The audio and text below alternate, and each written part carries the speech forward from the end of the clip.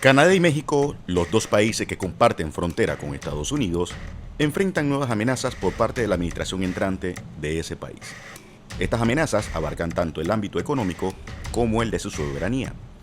En lo económico, ambos países han sido advertidos sobre la posible imposición de un arancel del 25% a la mayoría, si no a la totalidad, de sus productos. En cuanto a su soberanía, en el caso de Canadá se ha mencionado con frecuencia la posibilidad de su incorporación como el Estado número 51 de la Unión Americana. Por su parte, México enfrenta una situación aún más delicada.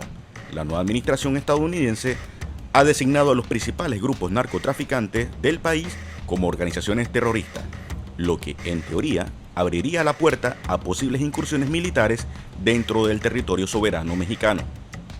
Bienvenidas y bienvenidos a la segunda temporada del Puente, un podcast de Panamá para el mundo sobre política y sociedad. Este podcast producido por el Centro Internacional de Estudios Políticos y Sociales CIEPS con el apoyo de la Unión Europea y dedicará toda esta temporada a analizar las relaciones entre Panamá y los Estados Unidos. Para ayudarnos a entender mejor este tema crucial, tanto por su relevancia global como por su impacto directo en nuestro país, nos acompañan dos destacadas internacionalistas. Desde Ciudad de México, la doctora Mariana Aparicio, y desde Vancouver, Canadá, la doctora Grace Jaramillo. Para comenzar, Grace y Mariana, me interesaría saber, estoy seguro que a nuestro público también, cuál era el contexto local político, el contexto nacional, previo a las amenazas de Trump a Canadá y México respectivamente.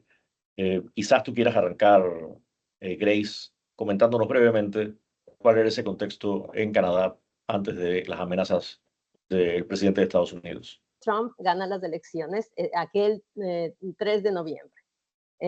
Un Justin Trudeau puesto contra la pared, si ese momento se jugaban las elecciones o él llamaba a un voto de confianza que se llama en el sistema parlamentario, él perdía las elecciones y su partido prácticamente desaparecía del escenario federal canadiense, pero llega y gana las elecciones, que no lo esperaba Justin Trudeau. Todavía aquí muchos pensaban que iba a ganar Kamala Harris, y eso cambia todo el escenario también en Canadá y acelera como todo el proceso de salida del liderazgo del Partido Liberal de Justin Trudeau. Muchas gracias, Grace.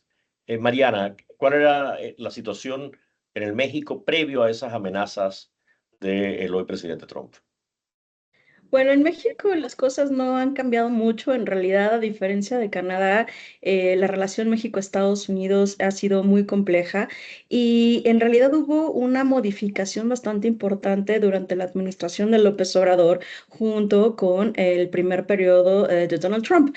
A contrapelo de lo que todos habíamos pensado en esos primeros mandatos de la Cuarta Transformación, y Donald Trump fue muy aleccionador para el gobierno mexicano y para la propuesta de la Cuarta Transformación, porque pareciera que iba a ser un periodo de confrontación. De hecho, pues hay una relación bastante compleja en México, Estados Unidos, pasa por la cooperación, pero el distanciamiento y en algún momento de señalamientos que no fueron exentos durante su primera administración. Durante la campaña del presidente Trump, fue muy claro que uno de los temas que seguían en la agenda de la relación México-Estados Unidos tenía que ver con el fentanilo. El fentanilo estuvo presente durante la primera administración de Trump, durante la presidencia de Biden, y por supuesto que se iba a mantener sumado el crimen organizado, que ya era una cuestión que se venía vinculando con el tema de la frontera y la seguridad, y otro tema fundamental que eran los migrantes. Sobre todo hay que recordar las caravanas que se dieron en esta primera administración Trump, pues bueno, se mantuvieron también durante este periodo. O sea, que de balance de lo que ustedes me dicen, me comparten, entiendo que había un Canadá impreparado y un México preparado, en cierto sentido, es decir, una expectativa de algún tipo de medidas, ¿no?, por parte de México, y una gran sorpresa por parte de Canadá al momento en que Trump realiza ciertas amenazas, ¿no?, de tipo tanto comercial como contra la soberanía canadiense. ¿En qué consisten esas amenazas y, en particular, cómo reaccionan el pueblo y gobierno canadiense ante las amenazas? de tipo comercial y las que afectan a la soberanía de cada uno de esos dos países. Grace, por favor, para Bueno, arrancar con Canadá creo nuevamente. que aquí se viene lo bueno, lo bueno de todo esto. Es decir, Canadá reacciona como nunca, nosotros, en América Latina estamos acostumbrados a un Estados Unidos superpoderoso que no se, o sea, generalmente tiende al palo y a la zanahoria al mismo tiempo o por turnos más o menos. Entonces, como bien dice Mariana, estaba México preparadísimo, diría yo, para una segunda administración Trump y para negociar si es que se daba las condiciones con una administración de Kamala Harris que iba a ser un poco más blanda. Y de hecho, o sea, no me va a corregir, o tal vez me corrija un poco, pero la línea de Claudia Sheinbaum era incluso aprovechar la política industrial que se gestó durante Joe Biden y se anunciaba también la continuación durante la administración supuesta de Kamala Harris de hacer nearshoring, es decir, de que México sea el que se iba a beneficiar privilegiadamente, o sea, comparado con toda América Latina, de los programas de transformación industrial y de llevar parte de la inversión que se estaba haciendo en Asia hacia México. Por cierto, Panamá estaba compitiendo también con eso, con el programa CHIPS, no se logró mucho, pero estaba tratando de competir, firmó el acuerdo y todo lo demás. Y cuando llega la administración Trump 2.0, o sea, América Latina más o menos como que estaba lista para el golpe, el garrotazo, pero no Canadá. Y Canadá reacciona como nunca debió reaccionar, es decir, lo primero que pasa es que el gobierno de Trudeau se asusta, pero cree que Trump 2.0 iba a reaccionar de la misma forma que el anterior Trudeau, donde simplemente llamaron a Ivanka Trump, hicieron las paces, les invitaron a un almuerzo y empezaron a negociar el NAFTA 2.0, y eso nunca pasó. Primero se aceleró a responder a un presidente electo aceptando todas las condicionalidades del fentanilo, cuando aquí casi no hay capturas de fentanilo en la frontera, más bien de armas. El tráfico de armas de los Estados Unidos hacia Canadá es terrible, sobre todo del lado donde estoy, en la frontera de British Columbia, en el lado de Alberta. Y acepta también todos los problemas de inmigración que los va a arreglar. Encima comete el error más grande, creo yo, tanto en táctica como en estrategia, que es tratar de gestionar inmediatamente con sus adláteres una reunión, una invitación a Mar-a-Lago. Y eso, para quien conoce bien cómo se comporta Trump y su entorno, era besar el anillo prácticamente. Es el caso de arrodillarse y besar el anillo. Y eso es visto muy mal por los canadienses en general, porque además, o sea, también conociendo cómo es Trump, eso es contraproducente. Cuando uno acepta al bully y acepta todas sus condiciones, ya perdió la batalla. Claro, y eso es lo que acaba costándole políticamente, internamente a Justin Trudeau. ¿Cuál es en el caso mexicano, esa primera etapa, digamos, esa primera respuesta que se le dan a las amenazas del presidente de Estados Unidos? Alfredo, pues en este lado resultó que teníamos la sangre fría y eso fue por algunos medios súper aplaudido, pero hay una razón por la cual el gobierno mexicano actuó de esa forma. Teníamos o tenemos el aprendizaje del secretario de Economía, que anteriormente era el canciller del secretario de Relaciones Exteriores, quien claramente tuvo una relación con Donald Trump. Entonces, digamos, allí había un tema de conocimiento previo de las formas que son muy importantes, las sutilezas, las negociaciones. Entonces, me parece que en la primera instancia el gobierno mexicano actúa con cabeza fría porque tiene, claro, varios elementos.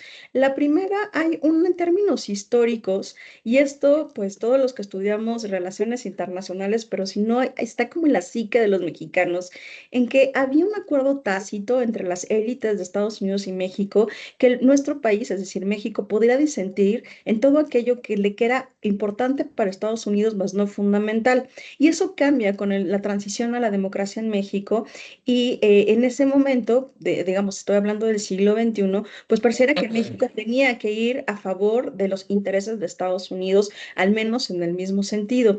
Pero hay una parte interna en el pueblo mexicano que es construir ese enemigo que son los gringos, ¿no? Así nos les decimos los mexicanos o los norteamericanos de váyanse gringos, ¿no? Por muchas razones que después vamos a conversar. Pero en efecto, el que México sea el primer socio comercial de Estados Unidos le da en esta posibilidad de una relación de interdependencia simétrica muy importante. Y eso creo que lo sabían muy bien los tomadores de decisiones en México, porque la competitividad parte de Estados Unidos en sectores productivos tan importantes depende también del intercambio entre México y Estados Unidos. Y la respuesta fue, esperemos que no tengamos que poner aranceles recíprocos, pero si es necesario lo tendremos que hacer. Y en el medio estamos, el gobierno está creando esta sensación de nacionalismo que cada vez se va fortaleciendo por si acaso sea necesario ir en contra, ¿cierto? Entonces es bastante interesante lo que está pasando de este lado, que parece que es una cabeza fría, pero de nuevo que hay un gran acúmulo de experiencia acumulada en cómo responder a una administración con estas características. Muchas gracias, Mariana.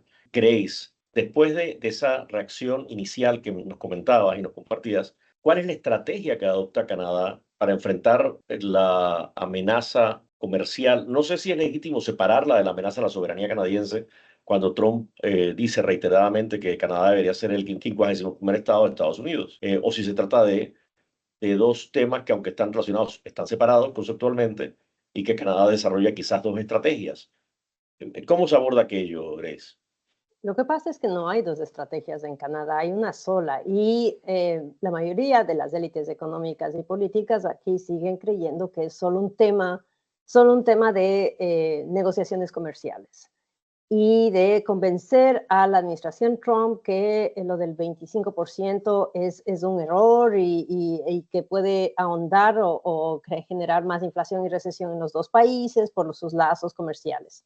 Y ese es parte del problema, ¿no? Porque aparte de todo lo que pasó y después de esa visita a Mar-a-Lago, es que Trump se da cuenta de que puede presionar a Canadá mucho más, porque como todos se asustan y empiezan a cada uno por su lado, a cada uno de los premiers, es decir, los premiers son como los gobernadores de cada una de las provincias, son democráticamente electos y cada uno empieza a amenazar de forma distinta a los Estados Unidos, cada uno empieza a mantener una relación o tratar de acercar la relación con Estados Unidos, se ahonda un poco más la brecha, es decir, van a besar el anillo un poco más porque la premier de Alberta trata de llegar a Mar-a-Lago, lo mismo hace el premier de Ontario, luego ven que eso no resulta y que ahí empieza el presidente electo Trump, todo esto solo con presidente electo, es decir, no firmó un solo decreto, a bromear y decir que no, que más bien es una cosa de que ellos, o sea, Canadá debería ser el estado 51 de la Unión y ya está. Entonces se da cuenta que el susto y que todo el mundo le va a rogar a Mar-a-Lago, siendo solo un presidente electo, sin tomar una sola decisión de Estado, ya cayó en las encuestas, Trudeau ya tuvo que renunciar en el proceso y lo que se toma en el segundo momento de Justin Trudeau es empoderarse y darse cuenta que esto va para largo y decir, bueno, hay que coordinar, vamos a hacer acciones, vamos a otra vez intentar convencerle. Se destinan, o sea, se delegan a empresarios exitosos canadienses en los Estados Unidos y viceversa, empresarios exitosos en Estados Unidos y Canadá, para que le traten de convencer al entorno, pero no hay manera porque se da cuenta Trump que tocó una fibra y que además fue, o sea, él se hace obviamente responsable de la caída electoral de Justin Trudeau y del fin de su carrera, y ese empoderamiento hace que esto no cese. Ahora, ¿por qué es un error fundamental? Porque Canadá no tiene una experiencia de más de 100 años de ser un excelente amigo de los Estados Unidos, diría 150, más o menos, y cree que esto no va a pasar a mayores y lo toma al principio de broma con este tema de la autonomía y la soberanía. Tanto lo toma como broma que recién esta semana que pasó, es decir, estas 2 semanas, lo han tomado en serio y incluso el primer ministro conservador de la década del 2005 al 2015, Stephen Harper, empieza a escribir que hay que tomarlo en serio y que hay que realmente tomar acciones y defender Canadá como sea posible, incluso a costa de la economía y del costo que va a tener en el Producto Interno Bruto Nacional de este año y tal vez del siguiente defender a Canadá. O sea, vamos más o menos 2 meses de todo esto hasta que el tema de la soberanía ya se toma en serio, porque no hacen esa conexión que nosotros en América Latina tendemos a hacer. O sea, sí tiene consecuencias, porque sí pueden efectivamente tomar control de ciertas áreas, y lo que se les ocurre estas 2 semanas, finalmente, digo yo, porque yo he vivido como un poco tratando de decir cosas acá, de que alerta, es decir, lo primero es el Ártico. Y eso sí pueden tomar control, porque para Estados Unidos sería muy fácil, con todo su poder militar, tomar control de las zonas del Ártico y controlar el paso del norte, que se llama el paso que está entre los ríos Hudson y la salida del río Hudson hacia el Ártico, y controlar esa zona. A la mala o a la buena, pero si toma control efectivo de esa zona vía Alaska, o sea, Canadá no podría hacer mucho que digamos.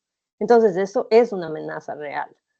Mariana, en el mismo sentido, una vez que el gobierno entrante mexicano decide encarar la amenaza tanto de naturaleza comercial, que fue creo que la amenaza más fuerte inicial, hasta más recientemente la amenaza que es potencialmente la soberanía de México, ¿qué decide hacer el gobierno mexicano? En el caso de México, me parece que este triángulo de temas, que es claro, la migración por un lado, pero la seguridad fronteriza, el crimen organizado y el comercio forman parte fundamental de este triángulo, y eso es parte de la diplomacia económica. Los migrantes fueron en ese primer periodo muy importante, y se acuerdan que somos un tercer país seguro, no tercer país seguro, pero que Trump se halagó en firmar un quédate en México, ¿no?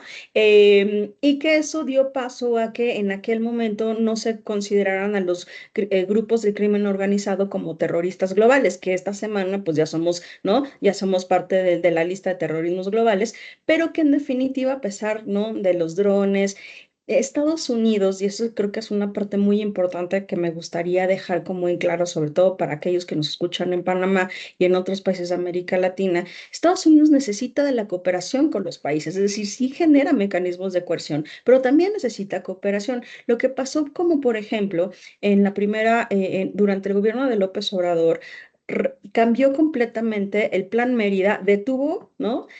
Especificó qué agentes de la CIA, de la DEA podían entrar en México. Es decir, los países que no cooperan también es muy costoso para Estados Unidos. Entonces, las sanciones económicas o los aranceles, la amenaza potencial implica el modificar el comportamiento político. Si ante la amenaza obtienes ganancias, pues se va a seguir amenazando. Es decir, vamos a seguir así los 4 años, pero sigamos adelante y podemos regresar en este tema. ¿Y qué medidas concretas, tangibles, está ahora proponiendo el gobierno canadiense, Grace, según entiendo, con el concurso de actores, tanto empresariales como sindicales, como los gobiernos provinciales, que son de naturaleza federal y que tienen un amplio margen de autonomía dentro de Canadá? Uno de los temas más fundamentales de entender de Canadá es que en Canadá no hay libre comercio dentro de Canadá, entre las provincias. Las provincias pueden establecer una suerte de aranceles o sobreimpuestos, que se llama, para las transacciones, y además medidas para arancelarias para detener el tráfico y el comercio entre provincia y provincia. Solo para dar un ejemplo muy simple, tanto British Columbia, la Columbia Británica, como Ontario son grandes productores de vino. En los dos casos, uno nunca va a ver vino de Ontario en British Columbia, ni vino de British Columbia en Ontario. Es decir, hay una medida para arancelaria tan fuerte que las dos provincias se niegan a vender el vino de la otra. Entonces, una de las medidas más importantes que los candidatos ahorita en las elecciones, Pierre Poilievre del Partido Conservador, pero también los candidatos que están cursando por liderazgo del Partido Liberal, están promoviendo, es reducir las barreras arancelarias dentro de Canadá. Entonces, o sea, sí, no todo está mal después de todo, es decir, sí hay una especie de desgracia con felicidad en ese punto. Pero lo que más ha sido eficiente para detener o al menos disuadir y poner a pensar a algunos gobernadores del norte, de provincias como Tennessee, Minnesota, Ohio, es la prohibición de venta de alcohol, especialmente el alcohol de Kentucky, de productos alcohólicos, y cerveza, etcétera, etcétera, en las provincias canadienses, tanto British Columbia, Manitoba, como también Alberta, pero sobre todo Ontario. Ontario es el mayor comprador de bebidas alcohólicas de los Estados Unidos, o sea, es un comercio de más de $2 billones solamente ellos. Y yo creo que eso ha sido como uno de los elementos más efectivos. Lo segundo más efectivo, que solo ahora están empezando a considerarlo, es hacer discriminación o arancelaria selectiva, absolutamente selectiva. Quienes están cerca, más cerca de Trump, pues serían los mayores, los mayores beneficiarios de esta proteccionismo selectivo de Canadá, y eso lo hizo Ontario, prohibiendo la entrada de Starlink, es decir, una de las industrias de Elon Musk, a hacer negocios con el gobierno de Ontario. Y tenían un contrato significativo, así es que eso va a significar algo. Hay una presión fuerte en todo Canadá. Acaba de salir una encuesta hoy a nivel de toda la Federación Canadiense, en donde el 70% de la audiencia dice que está dispuesta a poner medidas arancelarias para detener el abuso de Donald Trump sobre Canadá. 70% de la población apoya altas medidas arancelarias contra todos. Y se está promoviendo también que una de las medidas arancelarias sea poner un fuerte impuesto a los vehículos Tesla, que son muy vendidos y la provincia de la Columbia Británica, donde estoy, es uno de los que más compra vehículos Tesla a nivel global, no solo en el hemisferio. Entonces sí es significativo este proteccionismo selectivo contra los llamados tech bros que están alrededor de Donald Trump. Muchas gracias, Mariana. Sobre la respuesta mexicana a estas amenazas. Bueno, en términos de los aranceles o el proteccionismo selectivo, que de nuevo no es nuevo en Estados Unidos, no existe una racionalidad política. Es decir, los argumentos de cuánto van a perder, qué industrias van a perder, pues en realidad es que eso no es lo que está privilegiando la toma de decisiones por nuestros países. De hecho, en México hay un plan B, pero es un plan B secreto, ¿no? Y es secreto porque ante la amenaza potencial está la amenaza de respuesta y el gobierno mexicano ha optado por no divulgar cuáles serían aquellos sectores productivos, dado nuestra convergencia tan importante dentro de la cadena de suministros en sectores prioritarios que implicaría, ¿no? Ya decirle al amenazante cómo te voy a amenazar, y en México se ha esperado a que eso sea sorpresa. Dicho esto, el plan B, sea cual sea este, implica que van a ser aquellos bienes o servicios que mayor daño hagan a la economía de Estados Unidos y que menos daño hagan a la economía mexicana, lo cual de nuevo va a ser bastante complicado porque nuestra cadena productiva desde la firma del Telecán por allá a mediados de la década del 90, pues nuestras economías están altamente interconectadas. Bueno, en el tema sobre, tú decías las amenazas a la soberanía, en realidad yo lo identificaría más como la seguridad en la frontera México-Estados Unidos, que está vinculado el tema de la migración, la seguridad fronteriza, lo porosa que es, pero también el tráfico de armas, ¿no? Y en ese sentido, para la migración, pues ante las amenazas, ¿no? Arancelarias, pues la presidenta Sheinbaum envió 100,000 efectivos a la frontera norte de México, lo cual pues también implica, y eso también pasó durante la administración anterior, la militarización de la frontera sur de México. Lo que sí ha existido también en la migración son programas sociales. Durante López Obrador hubo 2 programas insignia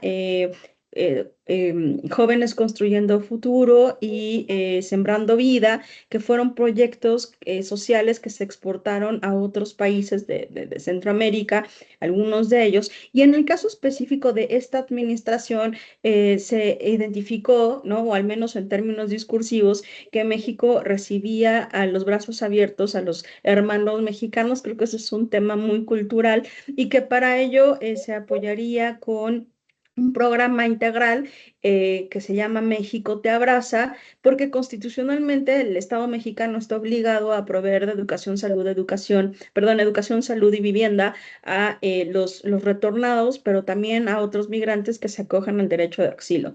Una de estas características tiene que ver con la tarjeta de bienestar paisano, que ahí tiene un monto específico mensual para poder insertarse a en la vida mexicana nuevamente. Hay una serie grande de problemas y creo que de nuevo está vinculado a la seguridad.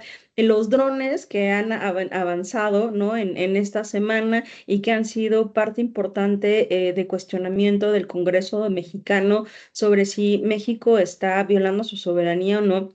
En efecto, creo que hay de nuevo un antecedente también con el presidente Trump. Necesita que México coopere, no que saque todos los efectivos acreditados en México. Y por supuesto, también tenemos el antecedente que México determinó que Plan Mérida se eliminaba y pasamos a otro programa. Es decir, hay una serie ahí de elementos que se van vinculando, pero ante la amenaza potencial, creo que en el parte, y eso es bastante interesante en el gobierno mexicano, como también a la par se está creando este sentimiento nacionalista y antiestadounidense ante las potenciales amenazas. Muchas gracias, Mariana. ¿Qué escenarios entienden ustedes que se han previsto por los respectivos gobiernos? O al menos qué escenarios se han previsto por parte de la academia, ahí donde se mueven ustedes con comodidad y naturalidad, ¿no? Bueno, yo creo que hay varios escenarios posibles, pero los escenarios que hemos pensado, o sea, el primero y el más leve es dramático para Canadá. Y es que efectivamente el 25% de aranceles se cumple en un mes y Canadá tiene que tomar medidas de refuerzo macroeconómicas como nunca antes, como en periodos de guerra, en donde por 2 años al menos tiene que levantar un apoyo de caja fiscal sustantivo para mantener solamente el Producto Interno Bruto y el crecimiento natural, si es que no llega a una avanzada recesión en estos próximos 2 años. Ese es el escenario más leve. El escenario medio es que esto se prolongue por los 4 años al menos que dure la administración Trump, y entonces sí estamos hablando de una recesión seria y de una recuperación solo vía proteccionismo elevado a altísimos costos para tanto el consumo como la producción en Canadá, con remanentes claros en la productividad del país. Un escenario mucho más crudo es que esto termine en una guerra digamos, o en una guerra fría o en una guerra económica, si es que no tal vez una guerra de bandos donde Europa sale a defender a Canadá o parte de los países que antes se consideraban parte de la OTAN se convierten también en contendores de la administración Trump de alguna manera, por muchas razones, entre otras porque defender el orden liberal, si es que ya no existe, por supuesto, pero claro, Canadá y los países de Europa Occidental piensan que todavía hay que defender algo que está en pleno proceso de desaparecer. Yo creo que los escenarios son muy graves porque yo creo que hay que tomar en serio la amenaza a la soberanía de Canadá, por varias razones. No creo que haya una guerra per se de tomar a Canadá por la fuerza, pero sí esta suerte digamos, de contención vía el Ártico, vía el fin de la era de la cooperación militar por medio de la OTAN. Recordemos que con Canadá también hay una alianza militar estratégica que perduró desde la Segunda Guerra Mundial con NORAD, es decir, el espacio norteamericano es vigilado básicamente por una coordinación y esfuerzos conjuntos de la Fuerza Aérea Canadiense con la Fuerza Aérea Norteamericana, y eso ya mismo se puede terminar. Eso significa mayores costos militares estratégicos para Canadá como nunca antes se vio. Entonces, son escenarios extremadamente difíciles donde realmente el 25% de aranceles va a ser el menor de los males si es que esto sigue escalando por los siguientes 4 años. He llegado incluso a escuchar en medios oficiales canadienses, la CBC, que es estatal, de que podría incluso llegar a hablarse del desacoplamiento de la economía canadiense de la americana, que sería una cosa durísima. Y entiendo que apenas ayer o anteayer salió una encuesta que mencionaba que 27% de los canadienses consideran a los americanos, a Estados Unidos, digamos, como un país enemigo, ¿no? Que es una cosa sorprendente, ¿no? Es Eh, sorprendente. Y ese es el segundo escenario del que hablaba, es decir, un desacoplamiento tan grande que signifique una recesión decididamente en los próximos 2 años. Mariana, esos escenarios mexicanos, ¿cuáles son? ¿Cómo se plantean? ¿Quién los plantea? ¿Cuáles son tus opiniones sobre el particular? Bueno, me parece que hay algo que es interesante en el lado mexicano y es que la presidenta tiene mayoría en ambas cámaras del Congreso y también tiene la Suprema Corte que está en transición, es decir, y además tiene una alta aceptación por parte de los mexicanos y mexicanas. Y eso te da una serie de atribuciones que en momentos de crisis pues pueden accionar de nuevo con con este ascenso del nacionalismo. Yo creo que hay un primer punto y me parece que Estados Unidos se presenta como un socio que ya no es confiable, no es estable y que cualquiera de los escenarios que se construyan debemos de tomar eso en mente, ¿no? Que si bien dicen, bueno, llevamos un mes, pero faltan tres años, 11 meses, pero puede ser que en los siguientes, ¿no? Y eso es algo que no debemos dejar de lado. También se está en los medios estadounidenses la posibilidad de un tercer mandato y la modificación de la Constitución de Estados Unidos para que Trump se mantenga en el poder. Parece ahora bastante lejano, pero todavía ya se está hablando de esta posibilidad. Dicho esto, los escenarios para México primero tienen que ver con la relación bilateral. En la relación bilateral, creo que los temas, ¿no? Que están sobre la mesa, economía, el comercio, migración, seguridad y en las armas van a ser y se van a mantener. En México sí hay un amplio sector un amplio sector y apoyo del sector empresarial a la presidenta Sheinbaum. Y de hecho se está ya impulsando la inversión gubernamental, regresando como esta política de sustitución de importaciones en ciertos sectores productivos del Estado mexicano, ¿no? Lo cual también es muy interesante porque aunque no se está diciendo del desacople de la economía, lo cual le va a ser súper doloroso para los mexicanos, pues ya se están armando estrategias, al menos en el corto plazo, de que la mano migrante que regresa a México, pues adoptarla o utilizar su conocimiento para ser más competitivos ciertos sectores del país. En términos de escenarios de América del Norte, pues bueno, estamos al 2026 de la revisión del TEMEC o CUSMA o USMCA y todo parece indicar que vamos a entrar en problemas nuevamente porque vamos a tener por un lado las amenazas, pero un acuerdo que podría ser que para esa altura o tengamos un desgaste importante o ya todo se mantenga en un status quo.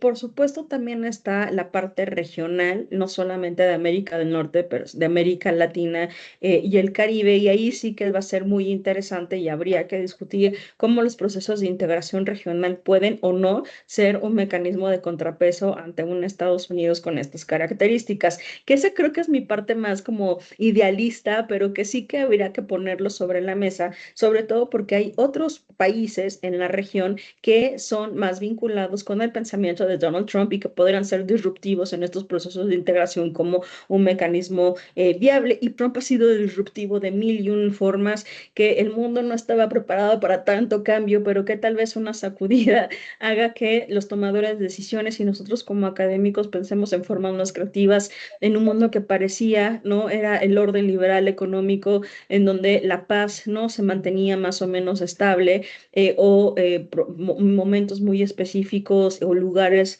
¿no? Muy específicos de conflicto, pues bueno, parece que todo es un caos y en el caos también siempre está la posibilidad de mejores condiciones para nosotros. Muchísimas gracias, Mariana. De hecho, te adelantaste a absolver mi siguiente pregunta, pero como no la he formulado, Grace no la ha respondido. Eh, que ella también apuntaba un poco a ello cuando hablaba de que en Canadá quieren de algún modo contribuir a mantener un orden que está evaneciéndose, que está de algún modo deshaciéndose, ¿no? Entonces, la pregunta era un poco más o menos cómo entendían ese nuevo orden que emerge. Tú apuntas más al caos que a un orden que emerge, es decir, quizás te concentras más en una fase transicional hacia un nuevo orden. Entonces, de modo puntual, ¿cómo conciben ustedes ese orden que emerge o al menos ese momento transicional en el que estamos? Y, y también te me adelantaste incluso la segunda parte de la pregunta, que era si ustedes concebían que había alguna posibilidad interesante para sus países, precisamente en el contexto de ese orden, que entendemos conflictivo, complicado y en principio adverso, pero que tal vez, como dices, abre espacios para realizar cosas creativas y hasta ahora inesperadas, ¿no? Grace, por favor. Bueno, creo que Mariana y yo coincidimos porque somos internacionalistas en el hecho de que el mito del orden liberal internacional se empezó a desvanecer más o menos en el año 2000. A principios del 2000 todavía el mundo, especialmente los países más desarrollados, estoy hablando del G7, esperaban cooptar de alguna manera o al menos acercar posiciones con Rusia. Recordemos que era G7+1, que se pensaba que iba a ser G8, y luego, inmediatamente después, incluso después del atentado a las Torres Gemelas, el 9/11, y la invasión a Irak y la guerra en Afganistán, todavía también se pensaba, y de hecho Estados Unidos fue uno de los líderes en tratar de acercar posiciones con China y de auspiciar su entrada a la OMC. Es decir, hasta ahí todo más o menos marchaba más o menos bien, y durante, yo diría, la administración Obama, la primera administración Obama, no la segunda, todavía esa idea de generar posiciones y de consolidar el orden liberal internacional a través de instituciones más o menos que funcionaba incluso en América Latina, porque hay que recordar que en ese entonces bien pudo Estados Unidos manejar por sí y ante sí la crisis presidencial en Honduras con Zelaya, y no lo hizo, trató de hacerlo a través de la OEA. Lo mismo pasó con Venezuela, trató de mantenerse al margen o manejarlo a través de otras fuentes como las Naciones Unidas, del Centro Carter, etcétera. Pero eso cambió radicalmente cuando hubo un apoyo bipartidista en Estados Unidos para declarar a China como enemigo y el nuevo enemigo competitivo. ¿Por qué? Porque el boom de los commodities pasó justamente al mismo tiempo que la crisis económica financiera internacional, que volvió mucho más pobres a los G7. Y en ese escenario, claro, o sea, ya el orden liberal liderado por el orden, o sea, el orden de los Estados Unidos, que más bien es así, desapareció. Y desapareció sobre el terreno. Entonces, China creció estrepitosamente, el crecimiento económico, su influencia con la ruta de la seda en varios países del sur global. Es decir, todo el escenario ya había cambiado lo suficientemente como para incentivar el ascenso de estos partidos nacionalistas, del aislacionismo estadounidense y el ascenso de Donald Trump como el representante más. No, entonces, ahí es donde podemos empatar lo de la crisis de las democracias, de los G7, de los países miembros del G7, y además del orden liberal internacional, que ya fue en plena desbandada. Para el 2016, ya Peter Kassenstein hablaba del desorden global, de este orden proteo, es decir, de Proteus, es el caos generalizado. Y lo que ofrece Donald Trump es precisamente eso, el shock y el caos global como medida de cambiar todo esto. No creo que haya un orden en gestación. Yo creo que lo que estamos viviendo son los últimos días del orden liberal, si es que yo ya creo desaparecido, y no está en ascenso nada. El problema de ahorita es que el caos está reinante. China todavía no está lista para tomar un liderazgo global. Rusia la está discutiendo, y Europa quiere salvar unos muebles que ya no existen.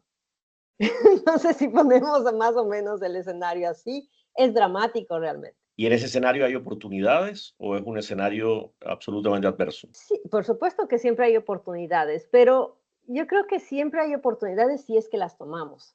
Y como bien dice Mariana, el problema si solo nos remitimos al tema latinoamericano es que América Latina abandonó el tema de la integración latinoamericana hace mucho tiempo, más o menos por la misma época. ¿Por qué? Porque hasta los 90, incluso durante la era de las dictaduras en América Latina, había este ideal de la integración latinoamericana. Después del 2000 eso se volvió arqueología. Yo estudiaba integración latinoamericana y la relación con Estados Unidos también, y eso se volvió arqueología, simplemente porque todas las propuestas de integración latinoamericana se volvieron polarizantes y polarizadas, bajo claras líneas ideológicas, no bajo aspectos esenciales de resolver problemas de acción colectiva como se habían planeado antes. Y en ese escenario, que seguimos, por cierto, en ese escenario, Milei no quiere hablar con nadie que sea del socialismo del siglo XXI ni que se parezca, y los pocos países que quedan, que son centro izquierda o centro derecha, han tratado de hacer lo posible por generar esa suerte de coordinación sin resultados. O sea, el mayor ejemplo es Gabriel Boric, del presidente de Chile. Es como el más centrado a la izquierda y sin embargo, sistemáticamente México le ha golpeado en la puerta en la cara, Colombia le ha golpeado con la puerta en la cara y Lula también. O sea, el llamado a tratar de reunir a todos los, o sea, Lula era uno de esos nodos de coalición en la vieja era de la integración latinoamericana, pero tras lo de Bolsonaro, él cambió totalmente de parecer y ahora cada uno sigue una línea ideológica que no ayuda a generar mecanismos esenciales de integración. Lo que le pasó a Panamá con el canal es un ejemplo de ello. Este era el momento para llamar rápidamente a una reunión urgente de la OEA, que haya una declaración unánime, resoluta, absolutamente consistente y sin embargo no hubo quórum, no hubo voluntad política. Y ahora las reuniones de cancilleres es una reuniones entre los bandos de la misma línea ideológica y exactamente dentro de la misma línea ideológica, ni un movimiento hacia la derecha ni hacia la izquierda. Tal es así que, por ejemplo, presidentes como Abinader, Guillermo Lasso, que en un momento, Piñera en su momento, que podrían tal vez reunir algo de la centro derecha, fueron totalmente excluidos de cualquier centro o de cualquier izquierda o de cualquier derecha. Entonces, hemos llegado a ese punto donde ya el ideal de integración ha ido más allá de las cancillerías, de los ministerios de comercio y se ha convertido en un tema absolutamente personalizante, personalizador e idiosincrático de líderes populistas en general en toda América Latina, independientemente de la línea política o ideológica a la que corresponden. Dos reacciones rápidas a lo que acabas de comentar, Grace. Por una parte, ya sospechaba que podíamos bien ser personajes históricos, pero por lo que dice parece que somos personajes arqueológicos.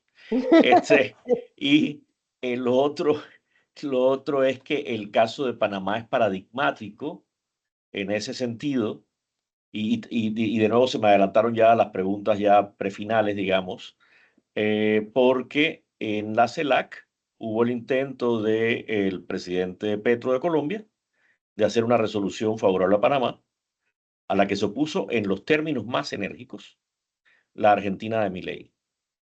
Y es muy interesante porque nuestro gobierno es un gobierno más bien escorado a la derecha, con alguna simpatía hacia el mileísmo y hacia el buquelismo, que sin embargo ha sido respaldado, por ejemplo, por la Venezuela de Maduro, con la cual no tenemos relaciones, y por países a los que les hemos amenazado con medidas de retorsión por tenernos en listas de paraísos fiscales, como es el caso de Brasil. Y sin embargo, países con los que tenemos muy buenas relaciones, como es Argentina de Milei que citaba, el Ecuador de Noboa, la Costa Rica de Chávez y El Salvador de Bukele, se han negado a apoyarnos. Y me estás dando toda la razón. Entonces Sí. el tema es absolutamente ideológico, ¿no? Y a mí me parece que que es un clivaje relativamente nuevo, y lo digo por lo siguiente, seguramente ustedes encontrarán excepciones a lo que digo, pero al menos para nosotros es relativamente, es nuevo. Y lo menciono por lo siguiente muy claramente.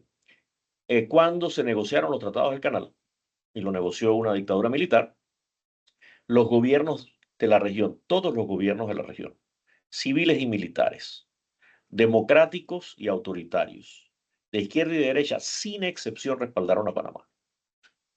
Esta es la primera vez que algo semejante pasa en la memoria reciente del país, en la memoria viva del país, digamos. No sé si en la antesala de la Segunda Guerra Mundial, donde por supuesto que había gobiernos filofascistas y demás en la región, hubo algún tipo de clivaje de esa naturaleza, ¿no? No, Pero me parece que es un tema nuevo para nosotros, ¿no? Que nos obliga a replantearnos todo el tema, ¿no? Regional, y las herramientas que tenemos a nuestro alcance en cuanto a si van o no a ser efectivas. Pero bueno, no quiero extenderme en lo que a Panamá atañe, porque hoy estamos dedicados a sus países y a ustedes, ¿no? Sí, sí quería preguntarles muy brevemente, y ya estamos por culminar, si ese nacionalismo que entendemos que ha emergido en ambos países, ¿no? Incluso con un cierto sabor antiamericano, por lo que daba la encuesta sobre Canadá y por lo que mencionaba Mariana en su intervención, si se trata de un fenómeno con cierto sabor a novedad, o si es la continuación histórica de lo que ha habido. Es entendiendo, por supuesto, que hay una larga tradición de nacionalismo y de nacionalismo antiamericano, antigringo, como decía Mariana, en el caso mexicano, y que por otra parte Canadá y Estados Unidos han sido unos aliados, socios y amigos de larga data, ¿no? Pero pregunto si hay, nuevamente, elementos nuevos o se trata un poco de lo mismo de siempre, ¿no? Adelante, Mariana. sí, Mariana empieza. ¿Qué pregunta tan más difícil? Porque, Alfredo, porque desde la firma del Telecan, cuando empezaron las negociaciones, parte importante era ver a los estadounidenses como aliados, ¿no? Como socios y aliados. Entonces hay un gran sector de la población joven que han vivido en democracia, por un lado, pero también con la apertura de mercados. O sea, un joven mexicano de 25 años puede acceder a muchas cosas. Y entonces este sentimiento nacionalista lo tienen más las personas mayores, ¿no? Que vivieron en el marco de la Guerra Fría, en esta confrontación, en donde habría que defender lo mexicano, lo interno, pero también teníamos a los otros. Hay un sentimiento no, los mexicanos no nos olvidamos que la mitad del territorio se fue, bueno, pero se fue por varias razones, no solamente por la culpa de Estados Unidos, y ahí sería una gran discusión, pero hay un amplio sector de la población mexicana que se activa. Es como si tuviéramos un chip interno en México, que dijeran que ante la injerencia de Estados Unidos, los mexicanos hacemos gala del himno nacional a grito de guerra, y eso implica, por supuesto, ir en contra, al menos en términos discursivos. Lo que sí podemos identificar es que ante la amenaza potencial, sí empezaron campañas en México, por allá de la década del 80 teníamos un sello que era hecho en México, ¿no? Que se privilegiaba este proteccionismo y incentivar la industria nacional y digamos, la compra de lo mexicano. Eso los mexicanos jóvenes no están tan acostumbrados a ir identificando. Entonces creo que sí hay una parte histórica que se queda mucho en lo colectivo, pero también hay que reposicionar nuevamente qué significa es un Estados Unidos imperialista, ¿no? Y en ese sentido, pues no creo que a México le quiten un territorio, creo que por lo pronto ahora tiene otros territorios en la mira, no necesariamente el mexicano implica en la frontera una cuestión de su seguridad nacional. Y algo que mencionas, Alfredo, que sí es bastante de llamar la atención, y concuerdo perfectamente con Grace, aquellos países en los que han sufrido una amenaza territorial, ¿no? De eliminación de territorios o de sanciones económicas, ahora tienen un nivel de empatía con Panamá. No, creo que eso es algo que hemos visto y que no necesariamente, que algo que pareciera que hay que decir que eso está mal, que hay que la unidad latinoamericana, pues eso queda mucho de lado y creo que ese es uno de los grandes mayores problemas que vamos a ver en este caos internacional, que América Latina, cada uno con nuestras propias economías y países, pues hay países más pequeños y otros menos pequeños, ¿no? El caso de México es un país de relativamente grande, una potencia media que puede más o menos ir estructurando, pero que hay otros países que sí necesitan cohesión, ¿no? Y un posicionamiento común para poder defender ante estos momentos de cambio. En síntesis, pues bueno, los mexicanos tenemos en el ADN lo antiestadounidense, pero también hay mucha parte de la sociedad mexicana que no conoce ese mundo sin los beneficios del libre mercado y creo que eso va a ser un gran reto porque hay que también, ¿no? Ante momentos de crisis, poderle transmitir a la población que los costos inherentes, económicos, sociales y políticos de este cambio, digamos, un cambio de paradigma, pues va a ser a nuestras propias vidas, ¿no? Y creo que eso todavía muchas de las Claro, personas no claro, está en el ADN. claro. Muchísimas gracias, Mariana. Grace, para tu No, yo creo reacción que ante esa es problemática. todo lo contrario en el caso de Canadá. Había pues un filo americanismo dramático, es decir, la gente se sentía muy contenta de ir a comprar en Estados Unidos y de decir, y, por ejemplo, comercios o empresas se jactaban de que han contratado y que, por ejemplo, la lista corta de contratados hay un americano y mejor si está si viene de una Ivy League, y entonces aquí tenía un valor adicional muy importante, el valor agregado de que estudié en Estados Unidos, por ejemplo, hace muy poco. Entonces, ese antiamericanismo no existía y el dramático cambio entre la población es ahora sí compremos cosas o privilegiemos cosas que vengan de Canadá o al menos de México, o sea, los aguacates básicamente, los tomates, no necesariamente de Estados Unidos, es decir, ya no voy a comprar jugo de naranja porque eso viene de Florida, o ya no voy a comprar ¿cómo es? El whisky de Tennessee y cosas así, ¿no? Pero es muy nuevo acá.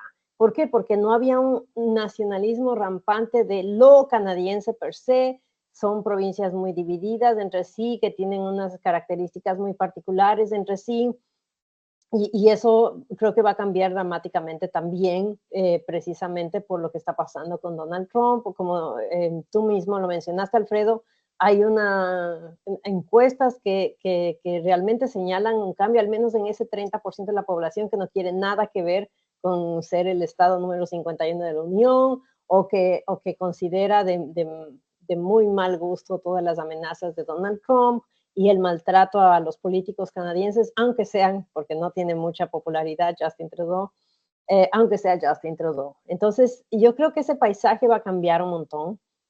No así las características súper hiper personalistas de los líderes de América Latina, creo yo. Ya yendo al tema de los particularismos ideológicos, como bien la ha mencionado Mariana y como bien lo mencionaste tú, es dramático el cambio y solo respecto a los años 90 o a la Primera y Segunda Guerra Mundial, de la cual yo también doy clases de la historia de las relaciones internacionales, y eso nunca existió, por eso existió el Pacto de Bogotá, porque todo el mundo sabía que el palo y la zanahoria eran permanentes en la política exterior estadounidense hacia América Latina. Entonces a nadie le sorprendía unas reacciones de esta naturaleza, especialmente antes de la Segunda Guerra Mundial, donde había invasiones de marines solamente porque había una afectación a United Fruit Company o a la Petroleum Oil Company o Standard Oil, y eso pasaba desde Río Grande hasta la Patagonia. Ahora, hay que pensar una cosa muy específica. Todo esta suerte de caos y de palazos a diversos países, a la amenaza territorial, si uno ve, está México, está Panamá, sobre todo está Dinamarca, está Canadá, pero son países que dependen profundamente, de alguna manera, de Estados Unidos o en un pasado reciente. Y yo creo que eso o sea, es intencional, porque ahorita están golpeando a los que pueden, a los aliados, a los que no se han salido de la esfera norteamericana. Y aquí creo que ya va mi conclusión sobre Panamá. Es decir, es un error tratar de abandonar esta suerte de no alineamiento activo. Yo soy parte y estoy súper consciente que es la única manera de seguir adelante y de tratar de negociar mejores condiciones con Estados Unidos, porque lo que sí le molesta, y eso han mencionado, Mariana, que conoce muy bien los Estados Unidos, han mencionado mucho en todas las audiencias, el mismo secretario Marco Rubio, que lo que quieren es que de buena fe América Latina se deslinde completamente de China, pero de buena fe, no con beneficios económicos, no a cambio de mayor inversión extranjera directa de Estados Unidos en América Latina, solo por una alineación ideológica casi histórica y constitucionaria como que le debemos a los Estados Unidos. Y por eso es que no ataca a Brasil, por eso es que no le topa a Argentina, a pesar de que el 90% de las reservas de litio están en manos de empresas chinas en Argentina, porque sabe que no puede. Y sabe que no tiene con qué. O sea, no hay realmente inversión extranjera disponible para América Latina, inversión estadounidense disponible para América Latina que pueda sopesar o al menos reemplazar la inversión y la compra que hace China en América Latina en estos momentos. Y por eso el palo, por eso el palo. Y si estamos claros respecto a eso, yo creo que vamos a tener mejores estrategias desde América Latina, al menos para combatir a Estados Unidos y para limitar este poder nocivo de tratar de imponernos vía coerción económica, comercial o apenas diplomática sus condiciones de juego. De hecho, tomando un poco de tus últimas palabras, les quería pedir de modo sucinto que enunciaran lo que ustedes consideran que sí ha funcionado ante Trump, o en este corto tiempo que lleva en el poder, o en su periodo anterior, o lo que ustedes creen que tiene visos de que podría funcionar. Puede ser de modo más bien sugerente, porque es evidente que estamos realmente en esto de Trump 2 Reloaded, ¿no? Mariana, por favor. Me parece que algo fundamental es conocer a Estados Unidos internamente. No esta imagen que queremos creer que son, ¿no? Y creo que eso sí ayuda muchísimo, entender sus estructuras, la toma de decisiones, quiénes son los actores que influyen, a pesar de la modificación institucional que está recibiendo actualmente Estados Unidos, que hay distintos niveles en la toma de decisiones. Creo que eso sería mi mensaje, estudiar Estados Unidos dentro de Estados Unidos y a partir de ahí tomar decisiones para que sea lo mejor para nuestros países. Me parece que lo que ha funcionado con Trump es justo eso, entender los momentos cuando el Congreso tiene que tomar decisiones, cuando él puede presionar, eso resulta fundamental ante un presidente que le gusta digamos, la visibilidad, el discurso, pero ante un discurso disruptivo, mantener la calma y saber cuáles son las instituciones y los tiempos puede ser la mejor estrategia para esta nueva administración. Grace, por favor. Estoy totalmente de acuerdo con Mariana. Hay que tener cabeza fría, hay que conocer bien los Estados Unidos, pero desde el punto de vista estratégico de política exterior, yo creo que este es un momento donde necesitamos y necesita todos los países tener una estrategia de negociación fuerte. ¿Qué es tener una estrategia de negociación fuerte? Diversificar alianzas y aliados alrededor del planeta, porque sí está el momento en que cada uno de los países decida solo ceder ante cualquier demanda estadounidense. Nosotros sabemos que históricamente Estados Unidos generalmente tiende a pedir más y a demandar más del país que quiere reciprocar. Entonces, aparte de conocer Estados Unidos, hay que saber negociar con cabeza fría y además tener una bandeja de alternativas en el paquete, porque de lo contrario, yo creo que va a ser en detrimento de las economías latinoamericanas en el muy corto plazo. ¿Alguna recomendación que tengan ustedes final para el caso panameño, fruto de su experiencia en México y Canadá respectivamente? Yo creo que el presidente no debió ceder muy rápidamente a la demanda del secretario Marco Rubio de deshacerse de los contratos del manejo del canal. O sea, sí debió someterlo a una negociación mucho más larga y mucho más rigurosa. Porque el momento, y a eso me refiero precisamente a la experiencia panameña, el momento y compararlo con la experiencia canadiense, el momento que el primer ministro Justin Trudeau decidió darle toda la razón y decirle sí, vamos a hacer todo lo que usted dice en el fentanilo, en inmigración y en la frontera, ese momento perdió el juego, perdió la jugada y perdió la negociación. Mariana, por favor. Yo tengo dos ideas en la cabeza. La primera, creo que es muy importante escuchar la experiencia de aquellos que negociaron el canal en su momento, en la transición. Creo que el pasado ayuda mucho a comprender las relaciones de un país con otro, cuál fue el momento o el ecosistema político que permitió esa negociación. Y me parece que algo fundamental que ya apuntaba Grace, la dependencia comercial y económica era parte de los postulados del inicio del 20 para no presionar políticamente a un Estado.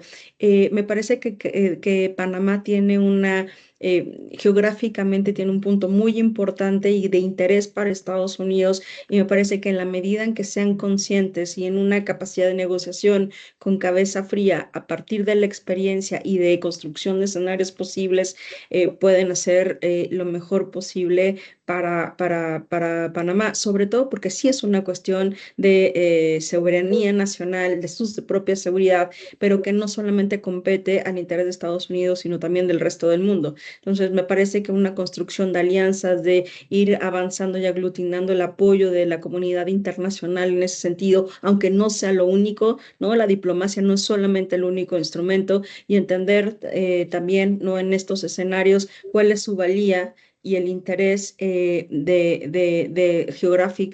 geográficamente, y cuál es su capacidad de negociación, aún en relaciones asimétricas.